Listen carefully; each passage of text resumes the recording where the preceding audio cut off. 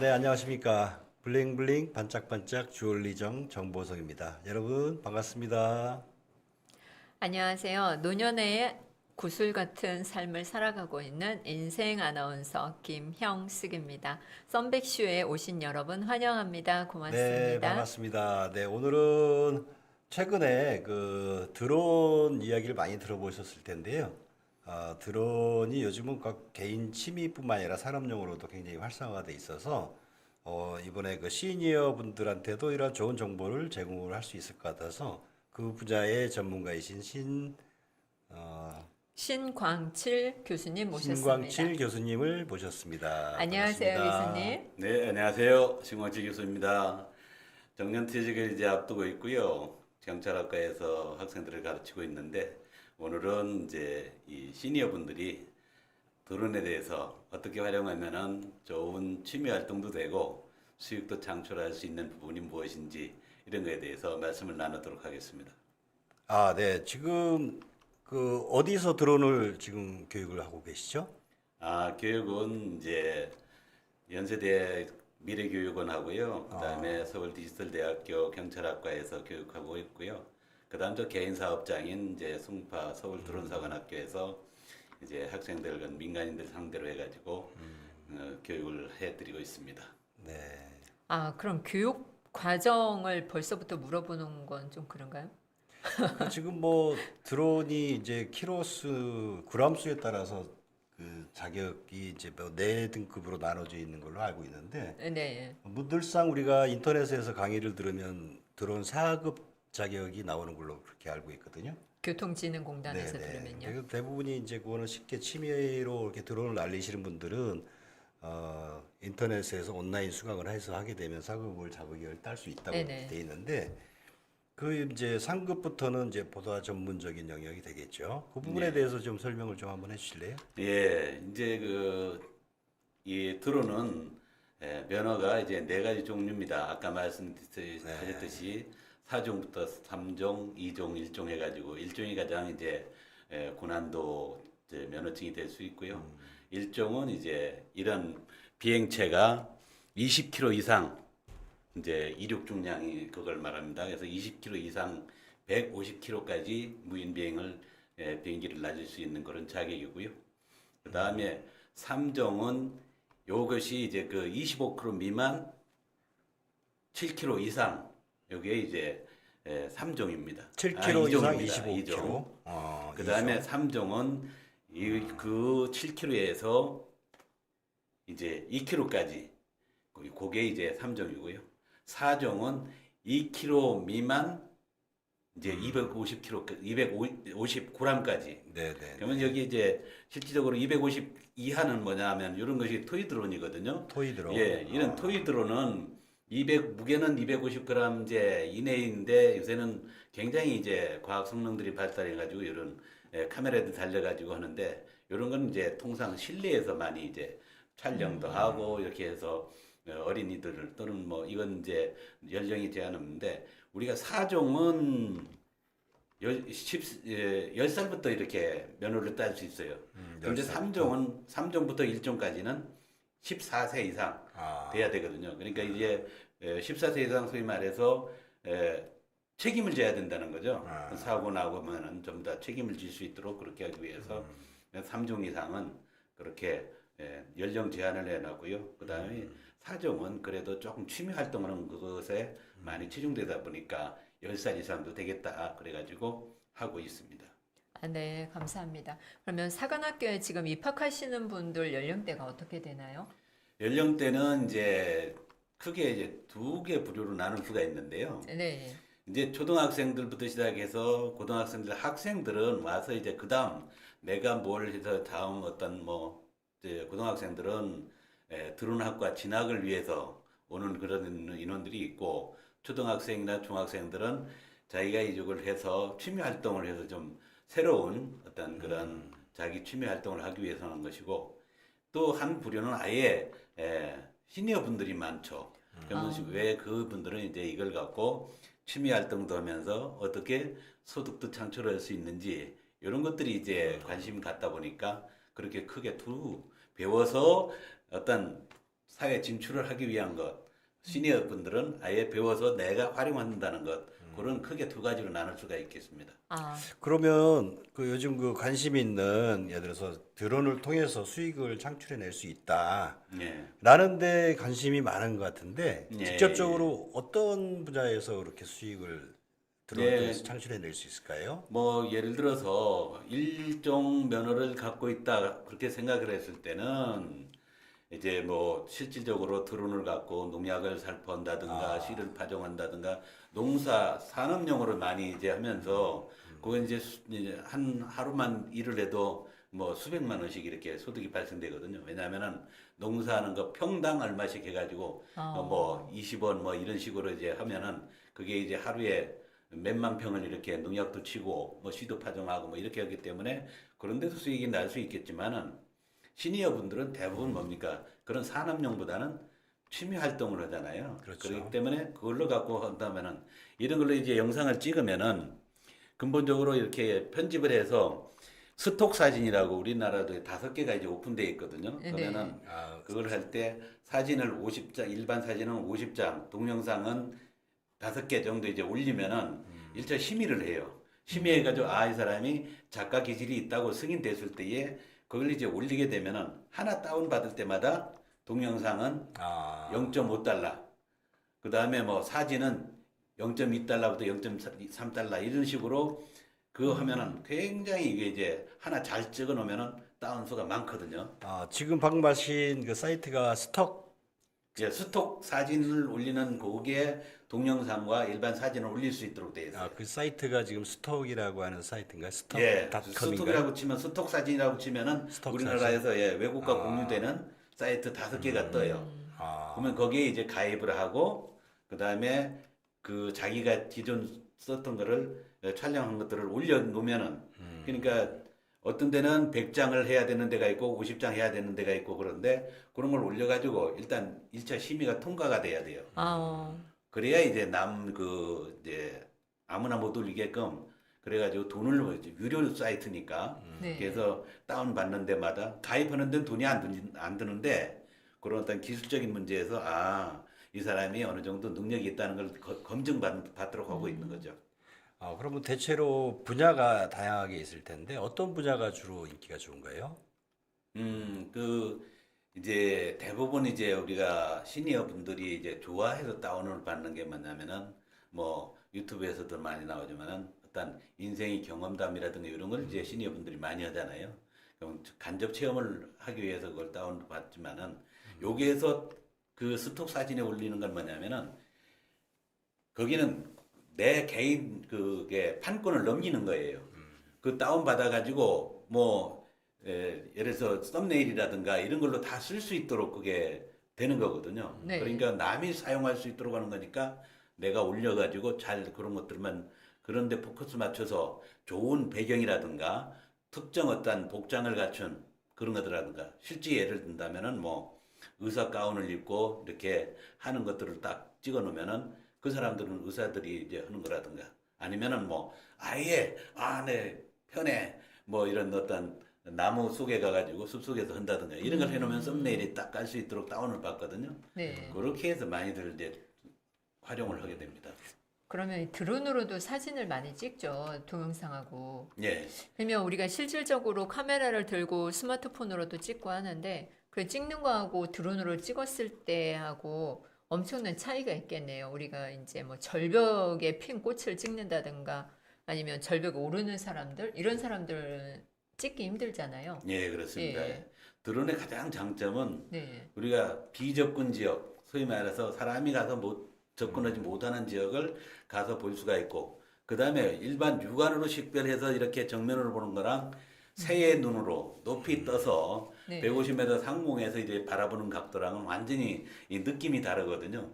그래서 이제 이 드론이 굉장히 이제 효율적으로 쓰게 되는 거죠. 뭐 직접적으로 이제 영향을 많이 하는 것은 우리 종전의 영화들은 전부 다 촬영을 하려면은 헬기를 동원한다든가 이렇게 해서 고비용이 들었단 말이에요. 네. 근데 이젠 그럴 필요가 없는 거죠. 드론을 띄워가지고 그냥 그 동영상을 다 찍어버릴 수 있기 때문에 촬영비가 한 10분의 1, 많게는 100분의 1로 줄이는 거죠. 그러니까 시간과 노력이 전략되고 그 자금이까지 전략되니까 많은 활용을 하는 거죠. 제가 지난주에 제주도에 좀 잠깐 일이 있어서 다녀왔는데 그 오름이 많잖아요. 아, 네. 제주 오름만 전문으로 이렇게 드론으로 촬영을 하는 분들이 계시더라고요. 그래서 제주도는 이게 어. 금지 구역이 없나요? 그 비행장 이외에는 다 거의 대부분이 비행 가능 지역인 것 같아요. 그래서 예. 그러니까 이제 제주도에는 이제 비행장이 우리가 공식적으로 알기는 이제 제주국제공항 해가지고 하나밖에 없다고 생각하는데 두 개가 있어요. 한라산 중턱에 보면 대한항공에서 운영하는 정석 네, 비행장이라고 맞아요. 있거든요. 네, 거기 있습니다. 거기 두 개만 이제 하면은 비행장에서 9.8km 떨어져서 이제 비행을 하도록 되어 있거든요. 관제권 바꿔서 하게 되니까. 그러니까 제주도는 그 두 개만 딱 정하니까 나머지는 거의 다 이제 하나가 더 이제 통제가 있구나. 미군 부대 하는 거기 이제 레이더 기지가 하나 있어요. 모술봉이라고 남쪽에 있는데 거기 그 세 개 지역만 빼고는 어디든 날릴 수 있고 특히 네. 바다라든가 이런데 뭐 절벽들이 많잖아요. 기암 괴석들이 많으니까 그런 데가 이제 제주도는 굉장히 유리하죠. 성산포를 그 찍은 영상을 잠깐 봤는데 와 영상 이 드론이 뭐 이렇게 많이 올라온 것 같지는 않은데 전체적으로 뷰가 쫙 보이니까 야 그냥 이렇게 보는 거랑 틀리더라고요. 네, 그래서 그렇습니다. 이게 우와. 작품성이 있구나. 네, 새가 보는 눈으로 네. 이거 볼 수 있다는 거 참 좋은 세상이네요. 네, 그래서 여행 쪽에 이게 그 많이 활용이 되지 않겠나 보고 그죠? 네, 그렇죠. 지금 얘기하신 그 셔플 사이트 거기 올리는 스톡, 스톡 사이트. 스톡 사이트 말고는 또 어디 또 사이트가 있나요? 그냥 그 우리나라에서 이렇게 공유되는 것은 그 실질적으로 거기 금전 거래가 돼야 되니까 거기 이제 스톡 사진에 올려서 이제 하는 게 이제 하고요. 그다음 나머지는 금전적으로 거래라기보다는 자기가 이제 그 응모를 합니다. 각 지자체에서는 이 드론 영상해서 촬영한 자기네 그걸 홍보하기 위해서 전부 다 그 영상제를 하거든요. 드론 그러면 영상제. 언제부터 언제까지 촬영해가지고 제출하면은 그걸 갖고 하겠다 해서 주제는 뭐고 이런 것들을 설정해줘요. 그러면은 그때 이제 제출 들어가지고 그거 되면은 뭐 적게는 1,000만 원부터 시작해서 그 예산이 몇 천만 원까지도 이제 예산들을 반영하거든요. 제가 아시는 분이 드론을 날리시는 분이 계신데 이분도 경력이 많지는 않은 것 같은데 한 2년 됐나 3년 됐나 근데 화성의 그 습지 그 공모전 드론 공모전을 해서 입상이 돼가지고 500만 원을 받았다는 거예요. 예, 예. 야 그래가지고 1등 하셨나 봐요. 대상은 아니고 최우수상 같은 그런 거 같아요. 예, 그러니까 이제 그런 통상 거 보면 한 뭐 2천만 원 하셨는데. 1등 하게 되면은 지자체에서 2천만 원 정도에 와. 예, 그러니까 뭐 자기가 좀 취미도 사면서 전문적으로 이렇게 배운 사람들은 그게 오래 걸리는 게 아니거든요. 네. 얼마나 장기간보다는 얼마나 자기가 열심히 조작하는 것을 숙달했느냐 요 차이기 때문에 이 기술적인 것은 습득만 하는 게 아니라 그걸 이제 숙달을 해야 되는 맞아요. 그런 숙달을. 것들은 뭐 충분히 얘기 소득되는- 들어보니까 그 이런 드론을 통해서 수익화를 시킬 수 있는 그런 지금 말씀하신 그 판매를 하는 방법도 있는데 요즘은 뭐 그 방과 후 학교 뭐 이런 그 교사 활동도 가능하다고 그렇게 예. 하는 것 같아요. 그래서 이제 서울 드론사관학교에서는 이제 그런 두 가지를 하고 있는데요. 드론 교육 지도사, 그다음 드론 정보 탐지사 그 이제 자격을 해서 민간 자격을 이제 발행하고 있는데 아까 말씀 방과 후 하는 것은 바로 드론 교육 지도사를 말하거든요. 그러면 우리가 이제 방과 후 학교 해가지고 전부 다 운영을 뭐 여러 가지 과목들을 하는데 프로포즈를 해가지고 자기가 이제 가서 하는 경우도 있고 그다음 그 소개해주는 어레인지 시켜주는 그 전문 회사들이 있거든요. 그러면은 자기가 잘 그거를 숙달해 놓고 그러면 저 같은 경우는 잘 가르치고 비행수를 숙달시키고 거기에 각종 교보제를 지원해줘요. 그러니까 각종 이제 그 뭐 터널식이라든가 이런 거 해가지고 토이 드론들이 비행하고 뭐 이런 것들을 했을 때에 할 수 있는 그 부자재들이 있거든요. 그런 네. 것들을 제공을 해줘가지고 양성을 해냅니다. 아, 그렇군요. 그러면은 선생님은 어떻게 드론 교육을 하시게 됐나요? 예, 그러니까 드론 교육을 하게 되면은 처음에 접하게 된 계기가 어떻게 되세요? 저 같은 경우에요. 예. 예. 드론 이제 접하게 된 배경은 이제 제가 이제 원래 이제 군에서 이스라엘 무인 드론이 이제 우리나라에 국방부 들어와서 이제 그걸 이제 할 때 도입을 할 때 제가 정보병과로서 같이 동참을 좀 했었고요. 전역을 하고 나서는 이제 그거 뭐 좀 다 잊어버렸다가 우리 학교에서 네. 드론 과목이 이제 하도 이제 시대의 흐름이 그러니까 드론 과목을 하게 되고 그게 이제 경험자가 제가 이제 선발이 돼가지고 교육을 하게 되다 보니까 이제 뭐 자격증도 따게 되고 그렇게 한 겁니다. 그러면 이 자격증을 아이들도 취득할 수 있는 건가요? 예, 그러니까 250g 이런 것들은 예. 자격증이 없어도 되니까 그건 자격증이 네. 필요 없고 예. 250g 이상 이상. 2kg 이런 게 지금 전부 다 이게 사종이거든요. 사종으로 다 날릴 수 있는 건데 어. 이런 걸 해가지고 이제 그건 만 10살 10세 이상부터 취득 가능하고요. 그 다음에 3종부터는 만 14살 해가지고 14세 이상. 그러면 그 애들이 왜 그러면 따느냐? 물론 이제 10살들은 이제 뭐 취학하기 전 하에서 거기서 이제 취미하고 이제 그런 건데 고등학생들도 요새 많이 따거든요. 왜냐하면은 대학 가면서 그렇게 하고 또 대학생들은 또 이걸 해가지고 군에 이제 우리 드론 병과가 있어요. 드론 병과가 있다. 네, 아. 그러다 보니까 거기서 하면 이제 밖에서 자격증 일종 면허를 따고 가면은 바로 거기 가면은 전문 기술 촬영하고 뭐 이런 정보 습득하고 이런 것들 하기 때문에 그거에 경력 쌓고 그럼 밖에 나오면 완전 전문가로서 활동을 할 수 있는 거거든요. 와, 군대 가기 전에 드론 전문가 자격증을 꼭 따야겠네요. 예, 그래서 이게 많이들 위치가 하고. 송파에 있는 거죠? 예, 송파에 이제 저거는 이제 개별적 사무실은 송파에 있고요. 네. 그 뭐 드론 여기 이제 연세대 미래교육원이라든가 아니면 저희 서울디지털대학교 경찰학과라든가 이런 데서는 이제 그 지역 주민들 또는 학생들을 대상으로 이제 강의를 하게 되는 거죠. 드론을 날릴 수 있는 허가 지역이 서울에는 뭐 거의 대부분이 없다고 이렇게 하는데 한 두 군데 정도는 뭐 있죠. 여기 천호대교 지나면 거기에 드론 공원이 있는 걸로 그렇게 알고 있고 예. 또 한 군데는 또 어디가 예, 있나요? 서강대교 밑에 이제 서강대교. 예, 영등포 거기 이제 있는데요. 아, 그 두 개만 우리가 이제 생각을 하게 되는데 그런 어떤 서울의 어떤 그런 청와대라든가 이런 것 때문에 법적으로 문제가 되다 보니까 이제 작년 이제 2021년도에 법이 개정이 됐어요.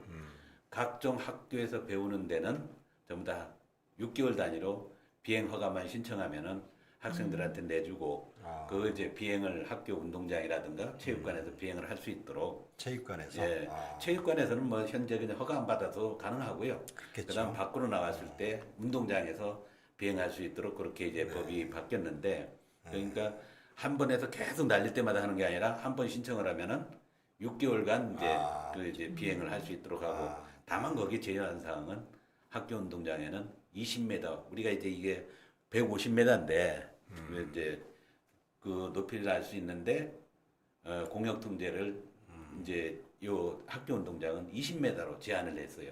왜냐하면 그 이상 넓다 보면은 그 뭐 주변에 이제 아파트도 있고 뭐 여러 가지 그러면 충돌이라든가 이런 것들을 이제 사고가 날 수 있기 때문에 아예 교육하는 데 사용할 수 있도록 20m로 제한이 되어 있다. 네, 맞습니다. 이 드론을 가지고 다니면 조금 분실 위험도 있을 텐데 이게 또 보험이 들어가나요? 이게 이제 날릴 때에 대부분이 분실해 가지고 이제 할 수도 있는데 네. 그게 이제 소위 말해서 절차적으로 안 적히기 때문에 그렇거든요. 최초 이제 교육을 받고 전부 다 안전 교육 받고 그다음 비행 위험성 뭐 이런 것들을 다 했으면은 그걸 따라서 하면 되는데 사람들이 이제 어떤 장비가 있으면 먼저 교육받기 전에 날려보고자 한단 말이에요. 예. 그러다 보면 나가가지고 날리다가 그냥 엉뚱한 데로 가봐가지고 이제 원래 이제 여기에 보면은 전부 다 여기에 이제 그런 것들이 있거든요. 여기 홈락하면은 바로 여기 누르면은 네. 멀리 가 있어도 바로 돌아오게 돼 있어요. 그런데 이런 것들을 다 모르는 상태에서 하다 보니까 그렇단 안 보인다 하면 당황스러워가지고 그냥 가만히 있다 보면 계속 멀리 이제 바람에 밀려가지고 또는 이제 건전지가 떨어져가지고 네. 추락해 버리는 거죠. 그래서 팔로우미 기능이 있어가지고 네. 등산을 하거나 하게 되면 내가 가는 위치에 맞춰가지고 드론이 쭉 쫓아오면서 해주는 그런 기능이 있다고 합니다. 그렇죠. 제가- 배터리가 달기 전에 예, 이제 그러니까 턴을 이제 해야 되는 거죠. 팔로미 기능 같은 경우에는 우리가 이제 네. 그 자동차에서 하고 이제 드론을 띄운다든가 그러면서 쭉 주변 환경 같이 해가지고 일정 높이에서 쫓아오게 한다든가 아니면은 내가 달리기 할 때 쫓아오게 한다든가 또 자전거 타면서 또 쫓아오면서 내가 모습을 찍는다든가 그러니까 그런 것들이 이제 많이 하고 또 실내에서도 이렇게 여자분들은 어떤 많은 어떤 그 액션들을 하면서 그런 것들도 해가지고 야. 계속 움직이면은 뭐 요리할 때도 이제 내가 움직이면 계속 그 일정 거리를 예. 딱 메모리해 놓으면 하는 그런 것들이 있거든요. 네. 맞아요. 재미있는 기능들이 많이 있습니다. 그래서 지금 우리 신 교수님께서 지금 드론 사관학교를 지금 운영을 하고 계시다고 하는데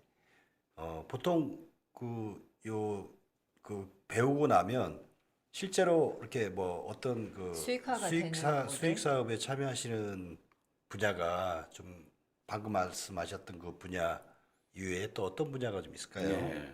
사진 뭐 이런 것들은 이제 그런 거 있고 그다음에 이걸 갖고 이제 그 요 기종을 갖고는 이제 우리가 적외선 장비 카메라를 설치해 가지고 적외선 예, 장비가 뭐야, 밤에 야간에도 할 수가 있겠네요. dun환자라든가 이런 그 사람들 이제 구조도 해주고 그다음에 이제 우리가 반려견들 있잖아요. 네. 반려견들도 많이 잃어버리고 막 그러거든요.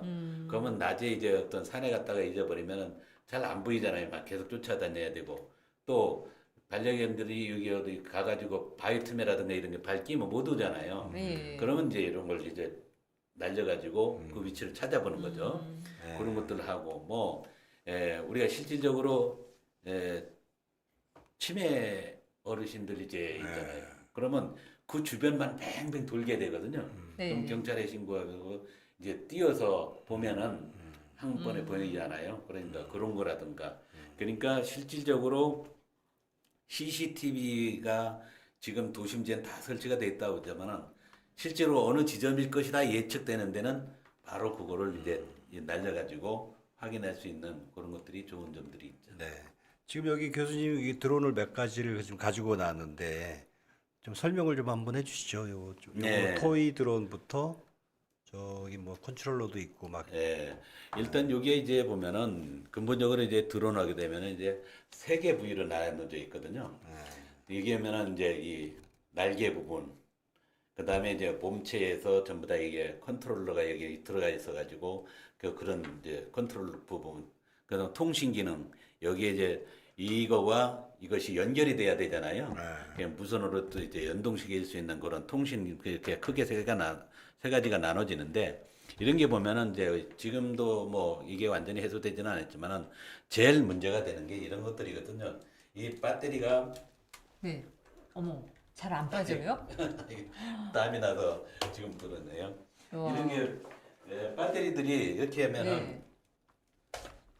이게 이제 그 30분용이에요. 30분. 그러면 이제 이게 이제 하나 해가지고 하면은 이게 제 같은 경우에 이제 4개를 갖고 있는데 30분 하면은 우리가 굉장히 뭐 적을 것 같은데 실질적으로 비행을 딱 시켜가지고 촬영하고 하다 보면은 굉장히 30분도 깁니다. 이게 집중해야 되고 자기가 그래서 날리기 전에 이제 비행 계획을 이제 먼저 자기가 염두 판단하고 그다음 필요하면은 계획서를 써가지고 내가 어떤 목적하에서 어떻게 뭘 하겠다. 그럼 비행 루트를 어떻게 하겠다. 이런 계획들을 해가지고 하면은 뭐 큰 문제 없고 그다음에 이제 이런 것들이 이제 이 배터리가 있는데 요새는 아예 우리나라 같은 경우에는 두산에서 수소 배터리가 이제 나오고 있습니다. 수소 이 배터리. 30분이 아니라 2시간까지 비행이 가능해요. 어. 그러니까 그런 것들이 극복이 다 이제 되고 있는데 그런 것들은 이제 뭐 실질적으로 이런 어떤 취미 활동 이런 게 아니라 그건 산업용 드론으로 해가지고 그 두산 거는 한전에서 많이 쓰고 있는데 고압 전류 있잖아요. 네. 그거 사람이 가서 그 점검을 못하니까 그 고압 전류 위에서 뜨고 가면서 이상이 있는지를 확인하고 이런 것들을 지금 다 산업으로 쓰고 있거든요. 네. 그래서 네. 이제 요게 이제 그 하고 또 보충 좀 설명드리면 이 날개가 이제 앞으로 가고 뒤로 가고 하는 것은 뭐냐면은 이 4개가 있는데 2개가 동시에 회전해서 하면은 이게 빨라지면은 앞으로 이렇게 가게 되어 있고요. 앞게 2개가 빨라지면은 뒤로 가게 되어 있습니다. 속도에 우측으로 가려면 어떻게 합니까? 이 좌측의 것이 빨라지면은 이렇게 가게 되고 뭐 좌측 마찬가지 이런 원리에서 이게 비행 이동이 되게 되는 거거든요. 그래서 이런 어떤 프로펠러 이런 것들도 굉장히 이제 상처되면은 소리가 나면서 비행이 제대로 안 되고 그러거든요. 그래서 그런 것들이 이제 평상시에 비행을 끝나고 나면 깨끗이 관리를 해야 되는. 이거는 지금 몇 g짜리인가요? 한 2kg 아, 정도 요건 되나요? 이제 2kg가 조금 안 됩니다. 그러니까 1.9 이 배터리까지 다 해가지고 1.9kg 그럼 정도 이것도 지금 4종 자격증을 가지고도 날릴 수 있다는 얘기죠? 예, 그렇습니다. 그래서 이제 이게 사정도 다 이거 날릴 수 있는데 요거보다 이제 요거는 이제 보다 이제 최근에는 요것들을 많이 이제 매빅 이걸 많이 날리게 되는데 그 이유는 요거는 이 몸체가 크다 보니까 어떻습니까? 바람의 영향을 많이 받아요. 바람이 많이 불어오면 이게 이제 그만큼 덩치가 크니까 영향을 받는데 요거는 몸체가 작으면서 각종 성능들이 요거 그 유사하거든요. 그러니까 요건 바람의 영향을 많이 안 받으니까 요걸로 많이들 이제 쓰게 되죠. 그래서 산악 이런 데는 바람 부는 데는 요거는 이제 일반적으로 지형 정찰을 많이 합니다. 그러니까 정보 탐지를 이렇게 하게 되는데 우리나라 혹시 최초로 드론으로 측량한 도시가 어딘지 아십니까? 드론으로 측량을 한 도시? 네, 측량해가지고 개발한 도시. 뭐 최근의 도시 중에는 뭐 세종시가 있지 않을까요? 아, 예, 세종시는 안 있고 이제 위례 신도시가 위례 이 신도시. 최초 측량부터 이 드론으로 다 측량을 한 겁니다. 측량 그 분야에도 활용이 되고 예. 되는구나. 그러다 보니까 이게 2년이나 앞당겼어요. 토목공사가 그러니까 빨리 측량을 하고 그게 계획을 수립해야 되는데 일반 측량자들이 다 옛날같이 하면은 2년이 걸릴 것을 토목공사 끝나는데 근데 요거는 이제 한 달이면 다 측량 끝나고 바로 계획이 들어가고 하니까 완공하는데 2년이 앞당겨졌어요. 그게 이제 실제 이제 우리나라에서 적용하면서 지금 우리 LH 공사 같은 경우는 6명이 드론 팀들이 구성이 돼 있어요. 이제 요새 관공서에도 뭐 산림청에도 있고 뭐 다들 경찰에도 뭐 말할 나위 없고 이런 것들이 이제 많이 쓰고 있는 지금 거죠. 그 드론이 취미 드론이 있고 전쟁용 무기 그 드론 분야가 있을 텐데 그 취미 분야 쪽은 요 중국의 DJI가 세계 뭐 최고의 기술을 갖고 있다고 그렇게 알고 있고요. 예, 예. 근데 우리나라 기술 상황은 좀 어떤가요? 우리나라 쪽. 우리나라는 이제 전 세계로 봤을 때는 한 6위 정도 이렇게 5, 6위 정도 이렇게 보고 있거든요. 그리고 이제 군사용 드론까지 포함하면은 당연히 이제 미국이 앞서 있고요.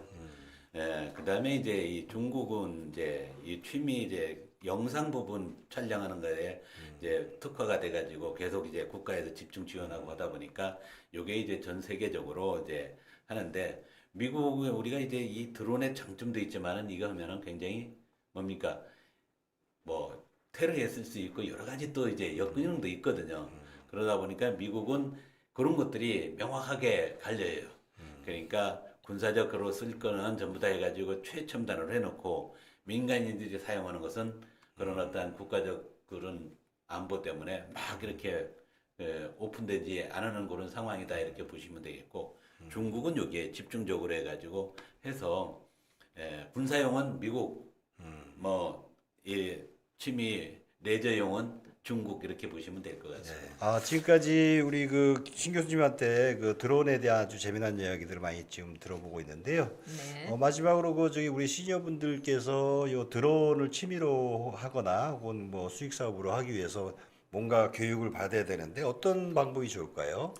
예, 이제 그 드론 하게 되면은 이제 교육원들이 전문 교육원 해가지고 한국교통안전공단에 이제 승인을 받아서 각 지자체에서 뭐 보면은 뭐 이제 교육들을 하고 있는데 서울은 이제 허가는 받아 있지만은 비행장들이 전부 다 서울 내에서 못하다 보니까 비행장은 이제 경기도라든가 이런 데 가서 이제 하고 있거든요. 그래서 결론적으로 말씀드리면 1종에서 3종까지는 그런 전문 교육 그 기관에서 이제 교육을 받아야 되고 우리 어르신 시니어들 분들께서 받는 것은 저희처럼 소규모 그러니까 이런 2kg 미만짜리를 운영하기 때문에 4종은 굳이 거기 가서 받지 말고 그냥 개별적으로 이제 와도 되고 항시라도 오픈되면은 실비로 교육받을 수 있는 이런 조그만 교육원들이 많거든요. 그래서 저도 이제 그렇게 어르신들 또 학생들을 대상으로 해서 하는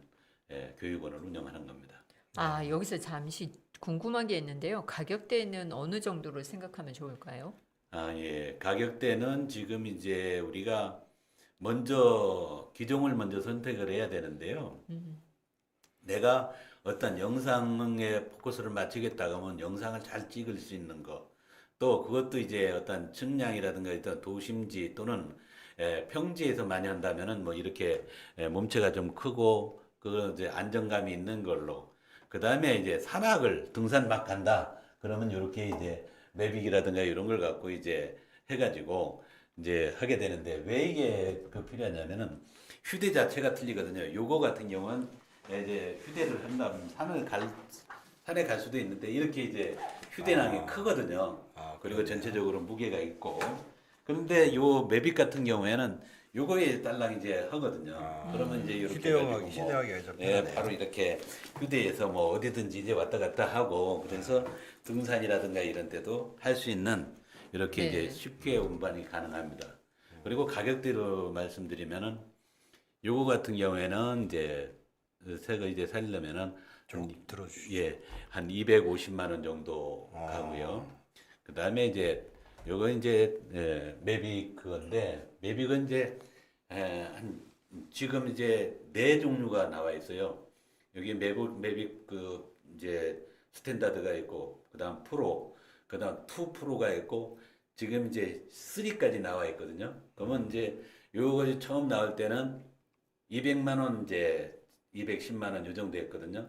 근데 이제 2 나오면서 한 50만 원씩 더 올라갔어요. 그래서 지금 매빅 최고 이제 3 중에서도 제일 좋은 거 엔터프라이즈급이라고 그러는데 그런 것들은 야간 촬영부터 적외선 촬영 다 할 수 있는 동물들한테 이제 라이트도 딱 비출 수 있는 그게 이제 엔터프라이즈급인데 그거는 이제 660만 원 지금 하거든요. 그러니까 내가 어떤 목적을 갖고 있느냐에 따라서 기종도 선택하고 그게 맞는 거면 되지 막 고가다 해서 좋은 건 아니다. 예, 네. 내 목적이 맞아야 된다.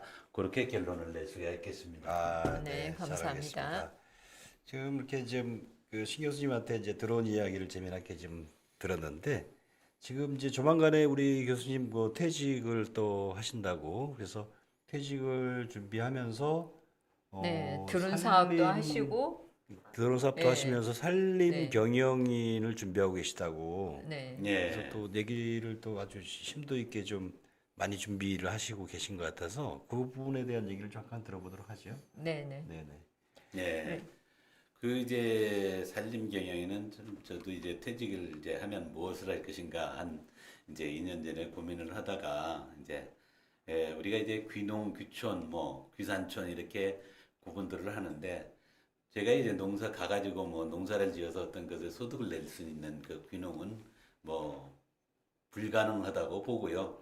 그래서 이제 귀촌을 할 것이냐, 그냥 농촌에 가가지고 이제 텃밭이나 하면서 귀촌을 할 것이냐, 아니면은 이제 귀산촌 해가지고 좀 임야도 이렇게 하면서 나무도 가꾸고 이렇게 할 것이냐 이제 고민을 하다가 귀산촌을 하게 됐는데요.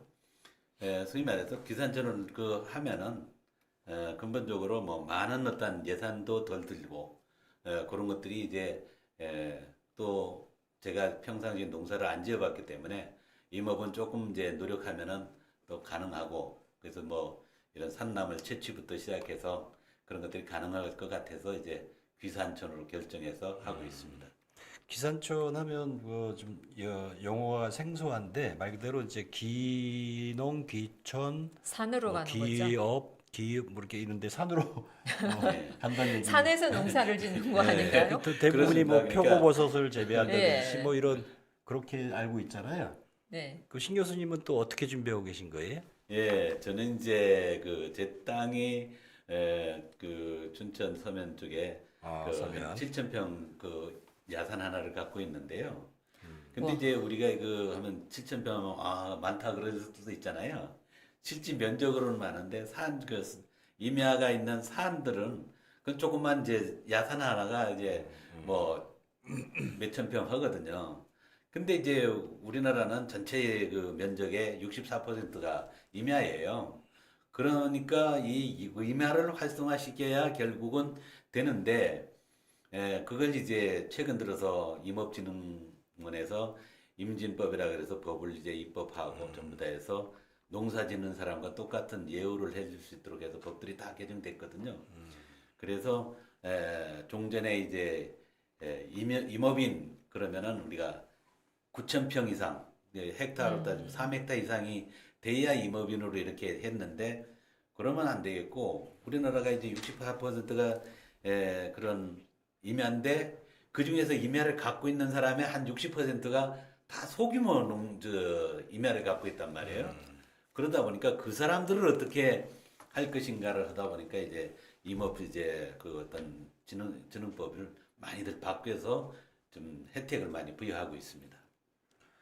그러면 임업인이 되면 어떤 혜택이 좀 주어지는 거예요? 예, 임업인이 되면은 이제 근본적으로 우리가 그 농업인이 되면은 농막을 짓고 뭐 이렇게 할 수 있듯이 네. 농업인은 농막 해가지고 이렇게 가가지고 이렇게 뭐 텃밭도 가꾸고 이렇게 할 수 있듯이 임업인이 되면은 산림 경영 관리사라 그래가지고 이제 농막처럼 관리사를 15평을 할 수가 있어요. 그러니까 농막은 6평까지 할 수 있는 거죠? 6평까지밖에 못 하는데 이제 임업은 그만큼 장비들도 크고 그러다 보니까 15평까지 이제 허가를 해주거든요. 15평. 그러니까 그런 것들도 있고 그다음에 연령이 만 65세 이전에 가는 사람들은 국가에서 1% 이자로 해가지고 3억을 지원해줘요. 그럼 그 돈을 갖고 네. 내가 지금 당장 임업이 이제 땅이 없어도 그 땅을 산다든가 그럼 돈을 바로 주는 게 아니라 그 땅을 계약하면은 그걸 갖고 담보 설정하고 이제 국가에서 바로 1% 돈을, 정도 이율로 돈을 3억 정도 빌려준다. 그렇게 빌려주고 근데 이제 문제는 그 귀산촌을 하더라도 어떤 그 뭐를 키운다든지 뭐 이렇게 그거를 생각을 하셔야 되잖아요. 재배. 재배를 뭐를 재배를 할 건지 뭐 이런. 그러니까 이제 그건 이제 입지에 따라서 다를 수가 있거든요. 예를 들어서 거기서 이제 뭐 산에 가면 뭐 머루랑 다래랑 뭐 그런 것들이 많이 있잖아요. 그런 게 많이 나는 데면은 굳이 막 따로 심지 않고 그거를 이제 채취해서 오히려 팔면은 큰 돈이 되거든요. 그렇게 할 수도 있지만은 그 임업진흥법에 우리가 이제 12가지 지정돼 있어요. 산마늘부터 시작 이제 눈개승마 뭐 이런 품목들이 지정돼 있는데 그거를 심음으로써 100평 이상 심으면은 임업인으로 이제 지정이 되거든요. 100평. 그러니까 농업은 300평 이상 농사를 지어야 되는데 아. 임업은 100평 이상만 그게 이제 그 국가에서 지정한 품목을 재배하면은 이제 임업인으로 되고 전부 다 보상도 그래서 농업인처럼 해주는 거죠. 그 국가에서 정한 그를 재배를 했을 때 임업인으로서의 자격을 주고 땅도 예를 들어서 내가 뭐 살 수 있는 그것도 그 대출도 해주면서 연리 이자를 한 1% 정도 해서 이제 돈을 빌려준다. 우리 그러면은 시 교수님은 뭐 어떤 작물을 재배를 할 건지 뭐 이거는 좀 결정하셨나요? 저는 이제 제 갖고 있는 땅이기 때문에 뭐 대출 이런 거는 안 받았고요. 거기에 이제 산림 경영 계획을 짤 때 네. 이제 산양삼하고 산마늘 두 가지를 이제 계획을 했어요. 저는. 산마늘. 그래서 산마늘은 뭐예요? 명이나무를 얘기하시는 산마늘은 울릉도에서 첫째 뭐 나오는 명이나무를 이제 우리 산마늘 명이나무를 맞아요. 그러면 산마늘. 굉장히 그 냄새가 꼭 마늘 냄새가 나고 아. 그게 이제 굉장히 건강식으로 요새 각광을 받거든요. 네네. 그래서 고깃집에서 많이 나오죠. 맞습니다. 그래서 대부분 이제 우리나라 울릉도에서만 나오는 줄 알았더니 산에서도 다 재배가 그러게요. 되는구나. 모자라다 보니까 중국에서 많이 수입하고 오는데 우리나라에서 이제 그런 것들이 굉장히 판로가 잘 돼 있고요. 네. 그걸 이제 저는 그렇게 두 가지를 해서 이제 하는데 지금 생산은 산마늘만 지금 하고 있습니다. 산양삼은 좀 이제 축차적으로 할 계획을 이제 반영해서 하고 있고요. 네. 우리 김 MC님도 뭐 평창에 뭐 땅이 뭐 몇만 평이 계시다고 땅 부자시라고 소문이 났던데. 소문이에요, 그거. 네, 임업 후계자들이 받아야 될 교육이 있나요? 그거는 이제 임업진흥원에서 지정된 기관에서 이제 교육기관들이 있거든요. 그러면 이제 각 지자체별로 보면 한두 곳씩 있어요. 특히 강원도에 많이 있고, 그다음 뭐 그 전북, 경상북도 이렇게 그 다 진흥원에서 운영하는 그런 교육기관들이 있는데, 네. 거기서 40시간을 이제 지정 교육을 받아야 돼요. 40시간은 그래 가서 이제 위탁 교육을 받을 수 있는데, 요새는 코로나 때문에 아직 완전히 그 뭐 이게 팬데믹에서 이제 지금 코로나를 우리가 달고 사는 이런 상황이 와버렸는데, 그때는 이제 지금도 현재 온라인으로 교육을 받을 수가 있거든요. 네. 그래서 40시간을 교육받고 나면은 그거 해가지고 지자체에 신청을 해요. 교육 수료증과 그걸 첨부해서 그 양식에 해가지고 신청을 하면 이목 후계자 그게 나옵니다. 그리고 이제 요 교육을 이제 이목 후계자가 되면은 또 국가에서 지원하는 이런 것들을 다 받으려면 100시간 이상의 교육을 또 받아야 돼요. 네. 그러면 전문 교육으로 뭐 그 임업 가가지고 뭐 전정하는 것부터 지금 나무 이식 뭐 이런 것들 이제 여러 가지 교육 다 내가 필요한 게 뭔지를 해가지고 하면은 각종 교육들이 있거든요. 저 같은 경우는 이제 뭐 이제 우리 웃을지 모르겠는데 흙집 짓는 거를 제가 76시간을 먼저 가서 받았어요. 우와. 아, 그런 과목도 들어가 있어요? 예. 그러니까 흙집을 이제 짓는다? 흙집 짓기 하면은 우와. 우리가 이제 건강하게 황토집이네요. 흙벽돌을 해가지고 이 집을 짓고 전부 다 거기 석가래 올리고 뭐 이런 목수하는 것을 다 배우거든요. 아, 재밌겠네. 그러면은 그런 것들 이제 했고 그 다음에 이제 일반 정원 만들기 그걸 네. 이제 가서 또 이제 40시간 받고 그래가지고 100시간 이상 되니까 뭐 대출 받는데 다 조건은 다 됐어요. 그런데 우와. 굳이 땅이 있기 때문에 안 받은 거죠. 아, 재밌겠네요. 지금 뭐 인근에 가까운 뭐 양평이 됐든 뭐 이런 네. 데만 나가도 가평 뭐 이런 데만 나가도 서울에서 가깝기 때문에 예. 정부에서 지원해주는 뭐 여러 가지 대출 조건이라든지 이런 걸 맞춰가지고 해보는 것도 나름 괜찮을 것 같은데. 예, 요즘 그렇습니다. 가평 같은 경우 잣나무도 많이 하는 것 같은데. 아유, 그죠? 예. 자기 땅에 있어야죠. 남의 땅에다 열심히 할 수는 없죠. 그러니까 자기 땅이 없으신 분들은 꿈도 못 꾸겠지만 아, 그러면 정부에서 자기 땅을 좀 지원을 해준다고 하니 예. 3억까지 저렴하게 살 수 그런 있는 부분에서. 방법이 있을까요? 땅을? 예, 땅을 이제 저렴하게 살 수 있는 예. 방법은 제 같은 경우는 이제 경매로 샀거든요. 아, 경매로요? 그러니까 경매로 하면은 그때 감정가에서 뭐 한 4분의 1 뭐 이 정도 됐을 때 이제 사게 되는데 그렇게 네. 해서 사는 방법이 있고 그러다 보면은 이제 어떤 그 대상지가 제한되죠. 그러니까 돌아다니다가 내가 뭐든 목적을 갖고 이제 한다면은 그거에 맞는 그 땅을 찾아가지고 가서 하면은 대상이 우리가 임야잖아요. 네. 그러니까 일반 농지보다 뭐 4분의 1, 5분의 1밖에 안 하거든요, 가격이. 아, 그러니까 싼 그게 임야이기 때문에 우리가 그 일반적으로 농사 짓는 것보다 훨씬 저렴하게 땅이 확보가 되는 그게 되죠. 그러면 입지 조건을 봐야 되잖아요. 예. 예. 그러면은 어떻게 세 박자가 맞아야 되나요? 예. 그 입지 조건 이제 내가 이제 땅을 볼 때 내가 어떤 작물을 내가 재배할 것인가 하면은 네. 예를 들어서 밤나무를 심겠다 그러면은 오히려 음지를 택해야 되거든요. 아, 이게 우리가 나무에는 양수, 음수가 있는데 네. 이제 밤나무 같은 경우는 음수거든요. 그럼 오히려 양지 쪽보다는 음지 쪽에 심어야 잘 되는 거고 예. 그런 것처럼 산양삼이라든가 이런 이제 산마늘 이런 것들 다 음지에 잘 되거든요. 햇빛이 쫙쫙 내리는 양지에는 금방 이제 시들어 버리고 안 돼요. 잘 안 돼요. 그런데 그런 거 먼저 내가 뭐에 하겠다 생각하면 그거에 맞는 입지를 찾는 것이 굉장히 중요하고 만약에 입지가 먼저 선정됐다면은 그거에 맞는 또 작목을 선택하면 되기 때문에 그거에서는 뭐 크게 결국은 돈이겠죠.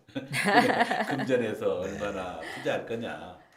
그게 이제 비산촌에 대한 이야기를 예. 우리 교수님께서 이제 여러 가지 뭐 공부도 좀 하셔가지고 네. 그런 내용을 저희 설명란에 사이트도 좀 알려드리고 예. 할 테니까 주의 깊게 들어가서 한번 보시고요. 지금 우리 이제 신 교수님께서 지금 인생 3막 산림 경영인 수업을 지금 진행 중이신데 지금 희망하시는 기산촌을 희망하시는 분들한테 해주고 싶으신 이야기가 좀 어떤 게 있을까요? 예. 일단 이제 우리가 종전에는 임업이라면은 막 9,000평 이상의 땅이 있어야 되고 막 이렇게 굉장히 이제 했지만은 이제 다 법이 개정돼 가지고 이렇게 임업진흥법에 의해서 소규모 땅 가진 사람들도 갈 수 있다. 그럼 결국은 큰 돈 들이지 않고 임야를 구매해서 갈 수도 있기 때문에 쉽게 접근하고 그다음 거기서 막 이렇게 어떤 농작물을 이제 생산보다는 임산물들이 네. 현지에는 또 많고 그러다 보니까 그렇고 특히 요새 같은 경우 그 호텔 같은데 그 음식물 데코를 이 야생 그 나무잎으로 많이 들어가면 최고급 레스토랑에서 그렇게 쓰거든요. 그러면은 제가 아는 분은 아예 나무잎만 따가지고 그걸 해가지고 호텔로 직거래를 해가지고 이렇게 고소득을 내는 경우도 있거든요. 그러니까 너무 이제 뭐 무궁무진한데 너무 겁먹지 마시고 종전에 막 9,000평 땅 있어야 되는 거 아니냐 이렇게 하지 마시고 그냥 쉽게 접근을 하면 좋겠고 만약에 그렇게 하고자 한다면은 우리 썬백쇼 이걸 보시고 생각이 있으면 저 개인적으로 오면은 네. 네. 모든 것을 좀 알려드리겠습니다. 네네. 아무튼 뭐 좋은 지금 제 인생 산막 아름다운 도전 해서 이제 산림 경영인으로서 이제 새로운 삶을 살기 위해서 준비를 하고 계신 우리 신 교수님한테 선배로서 이렇게 좀 많이 좀 도움을 좀 부탁 좀 드리고요. 저도 혹시 또 모르죠. 뭐 몇 년 후에 갑자기 산에 들어가서 산림 경영인이 돼 있을지. 네, 드론도 네. 배우시고 또 기산에서 또 네. 이게 기산촌에서 뭐 많은 작물 네 재배도 하시고 네. 예, 한 가지 더 팁을 드리자면은 네, 제가 이제 처음에 이 귀산전 하려고 그럴 때 이제 제 아내가 반대를 했습니다. 근데 이제 그 가서 이제 허가를 받고 관리사를 짓고 이렇게 해서 한 1년 동안 제가 이제 혼자 왔다 갔다 하면서 했거든요. 그런데 지금에는 오히려 제 아내가 더 좋아하거든요. 아. 왜 그러냐면은 거기 어떤 가서 네, 가 보면은 우리가 서울에서 도심에서 있는 그거랑 거기 가서 이제 하는 건 거기에 하루 있으면 여기에서 일주일 있는 것처럼 회복이 굉장히 빠르거든요. 그런 것들이 이제 컨디션이 좋아지고 그러니까 힐링이라는 게 다른 게 뭐 아니고 가서 앉아 있기만 해도 힐링이 되는 게 이제 그 숲속이거든요. 맞아요. 그래서 저는 이제 우리 시니어 분들한테 한번 그 팁을 드리자면은 너무 부부가 해가지고 동의를 받고 막 이런 것보다는 얘기는 해야 되겠죠. 그리고 이런 것을 했다더라 하는 것들을 얘기해드리고 조금 뭐 자기가 어떤 뜻이 있으면은 네. 가서 시작하면은 부인들은 다 좋은 걸로 나중에는 돌아온다. 그래서 너무 부담 갖지 마시고 시작하면 좋을 것 같습니다. 네, 고맙습니다. 감사합니다. 오늘 썬백쇼 이렇게 신광철 교수님 출연하셨잖아요. 제2의 인생 2막을 화려하게 준비를 하고 계시는 것 같아요. 드론 사관학교도 운영하시고 또 귀산하셔가지고 많은 작물도 재배하시고 우리 시니어분들에게 또 퇴직을 앞둔 분들에게 좋은 영향력 주셔서 감사합니다. 네. 지금 우리가 이제 퇴직을 하고 나서 뭘 할 것인가, 뭘 하고 수입을 올릴 것인가 이런 여러 가지 고민들을 많이 하고 계실 텐데 너무 고민에 빠지지 마시고 가까운 데에서 찾아보는 것도 괜찮을 것 같아요. 그래서 뭐 드론을 배워서 방과후 학교 선생님이 된다든지 또 드론을 통해서 이렇게 사진을 혹은 영상을 찍어서 판매를 한다든지 뭐 그런 재미난 일들도 있을 거고 지금 우리 신 교수님처럼 조금 더 멀리 내다보면서 임업인이 되는 것도 한번 공부를 해볼 필요가 좀 있지 않겠나? 네. 재미난 일들이 많이 있을 것 같습니다. 맞아요. 노후에는 좋은 공기 마시고 좋은 곳에서 살아야죠. 네네. 예. 아무튼 그러니까 100세가 그냥 오는 게 아니라 네. 100세까지 사는 게 중요한가 하는 게 아니라 진짜 내가 100세까지 누리며 산다. 네. 그게 이제 핵심일 것 같습니다. 네. 오늘 소중한 얘기 전해주신 우리 신 교수님 고맙습니다. 감사합니다. 네. 네, 감사합니다. 건강한 삶을 응원하겠습니다. 네, 고맙습니다. 오늘 소중한 이야기 들려주신 신 교수님께 감사드리고 다음 기회에 또 좋은 이야기들을 모실 수 있는 손님들 모시도록 하겠습니다. 네, 네. 고맙습니다. 네, 감사합니다. 네, 교수님 감사합니다. 드론에 관심 있는 분, 네, 여기 전화번호 있으니까 연락 한번 드리시기 바랍니다. 네. 고맙습니다. 감사합니다. 다음 주에 뵙겠습니다. 반갑습니다. 네.